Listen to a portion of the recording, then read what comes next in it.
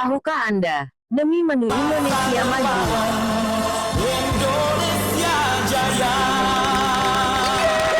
pikir kita, demi Indonesia.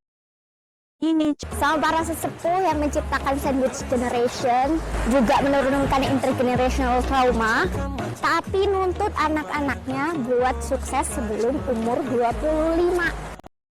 dan saya amat setuju dengan perkataannya. Saya amat risih dengan kalimat sandwich generation. Mestinya kita bangun diri kita, lingkungan kita serta anak muda kita. Dengan kata-kata yang baik, karena setiap kata-kata kita mengandung doa yang mungkin akan dijabah oleh Sang Pencipta. Misalnya lagi, apakah manusia di dunia ini menantang, sudah siap mengalami kiamat bumi? Penggundulan hutan tropis, eksploitasi tambang berlebihan, emisi gas buang. Apakah bencana-bencana alam itu takdir ilahi atau ulah manusia? Segala macam polusi menyebabkan perubahan komposisi atmosfer dan mengakibatkan peningkatan siklon tropis. Karena ketidakseimbangan kandungan mineral bumi di dalam tanah, terjadilah pergeseran lempeng-lempeng tanah dan menyebabkan gunung meletus. Di kedalaman lautan pun, pergeseran kerak bumi dapat menyebabkan gunung di dalam laut erupsi dan menyebabkan tsunami.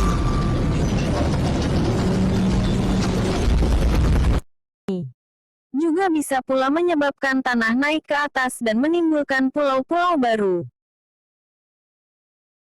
Jadi, tak heran bila para ahli menyebutkan bahwa hal-hal tersebut merupakan tanda-tanda bumi hendak hancur atau kiamat.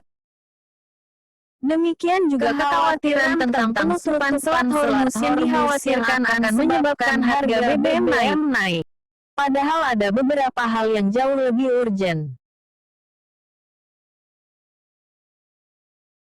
Seperti kerusakan tubuh manusia, juga generasi penerus bangsa, yang disebabkan oleh terlalu banyaknya polusi logam berat di udara, di tanah, maupun di air, yang diakibatkan oleh emisi uap merkuri maupun plumbum yang dilepaskan pada pembakaran bahan bakar fosil.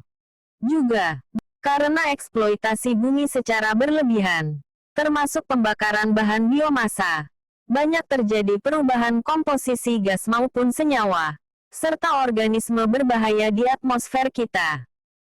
Yang pada akhirnya, gas-gas seperti karbon monoksida, hidrogen peroksida, oksigen radikal, kloroksida, nitrit, yang merupakan senyawa-senyawa oksigen maupun nitrogen reaktif, akan mempengaruhi perubahan-perubahan keseimbangan proses-proses di dalam tubuh kita, sehingga menimbulkan kerusakan sel-sel tubuh, dan menimbulkan berbagai penyakit berbahaya. Seperti, misalnya, leukemia. Oleh sebab itu, urgensi konversi BBM ke bahan bakar ramah lingkungan merupakan hal yang amat penting. Bukan hanya merupakan masalah ekonomi dan lingkungan semata. Tentunya bisa dipilih yang paling murah, agar terlaksana. Iya. Juga, potensi dasar bangsa kita, yang kalau benar-benar diasah dan dikerjakan, akan bisa menolong bangsa kita lepas dari banyak krisis yang sedang melanda dunia. Bahwa kita semua adalah manusia. Dan kalau kita sudah benar-benar mengenali diri kita, bahwa kita manusia, lihat di konten, sebetulnya, siapakah diri kita itu? Nanti pasti akan terjawab semua pertanyaan-pertanyaan pelik kita. Cari uang tanpa harus ia meminta-minta pada orang lain. Terus kalau nggak ada uang ini ibu gimana? Ya, ini nunggu bapak. Nunggu bapak. Iya. Kalau bapak pun pahit-pahitnya pulang nggak bawa uang, gimana? Ya nggak makan. Sampai 2 hari 2 malam. Mengenali potensi dan mengoptimalkannya juga bisa menjamin kemajuan negara yang selama ini didengung-dengungkan. Benar-benar kemajuan yang sejati. tidak punya hutang lagi. Bangsanya cerdas, pemerintahnya adil, rakyatnya makmur dan sejahtera, serta masih bisa ikut mendukung perdamaian abadi di dunia. Ini juga, sebagai masyarakat, kita tidak boleh pasif dan acuh tak acuh dalam pembangunan negeri ini. Maksudnya, tentu bukan protes dan demo.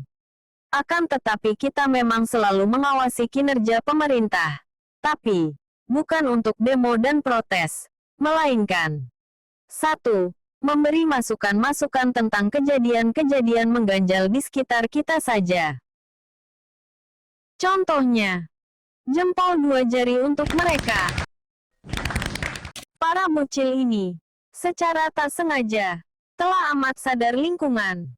Mereka melihat hal-hal yang menurut mereka bisa membahayakan perjalanan kereta api saat mereka melintas rel, dan merekam serta melaporkannya ke PT KAI. KAI ini lokasinya tuh ada warna ada tulisan. Tapi, tentu, harus selalu waspada. Kalau rel bergetar, berarti ada kereta yang akan datang. Lalu, yang kedua, berperan serta dengan melakukan hal-hal yang memperbaiki mindset maupun alam lingkungan di sekitar kita. Sebab, tidaklah mungkin pemerintah sendirian dapat memajukan negeri tercinta ini, melainkan butuh partisipasi aktif kita, masyarakat. Dan, tentunya pemerintah keseluruhan, termasuk lembaga legislatif dan yudikatif, haruslah bisa berperan sebagai orang tua, ataupun orang yang dituakan oleh anak-anaknya, yaitu semua rakyat. Mengupayakan kesejahteraan, mendidik dengan rasa kasih, agar rakyat menjadi cerdas, dalam kurung mencerdaskan kehidupan bangsa.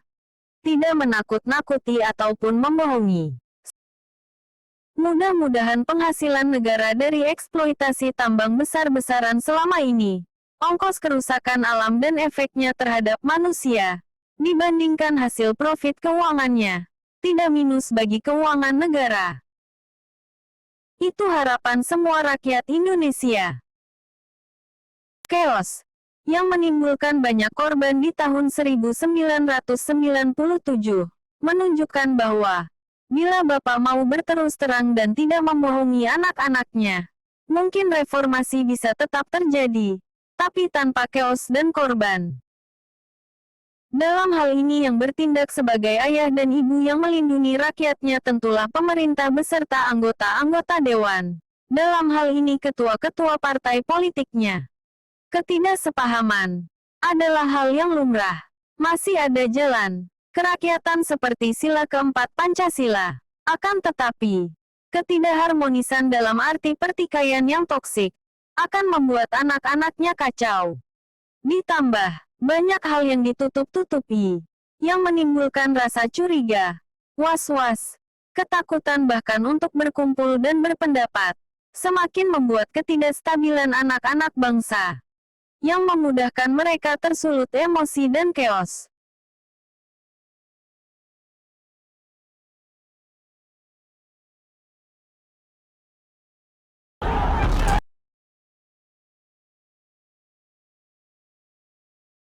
Terhadap pemerintahan Soeharto.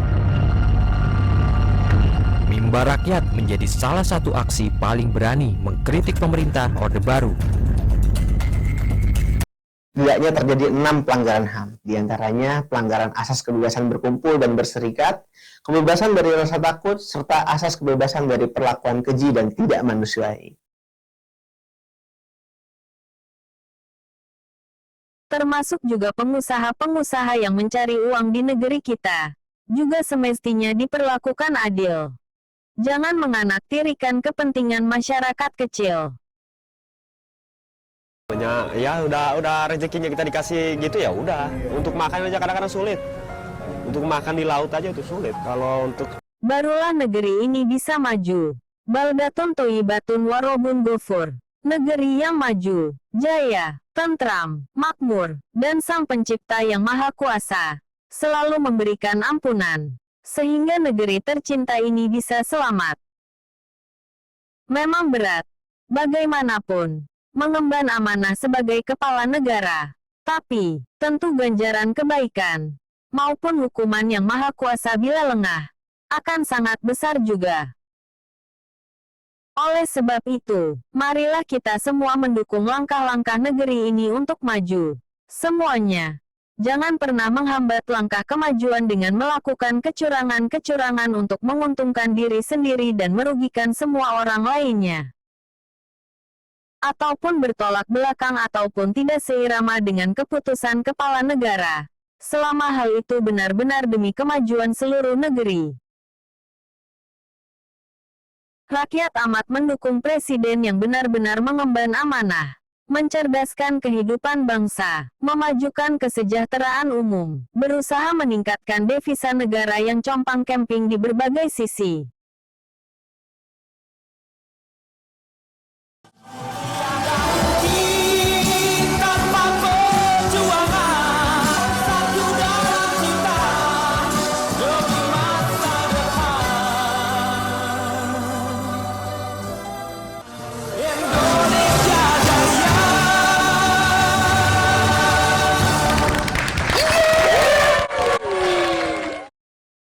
Semangat!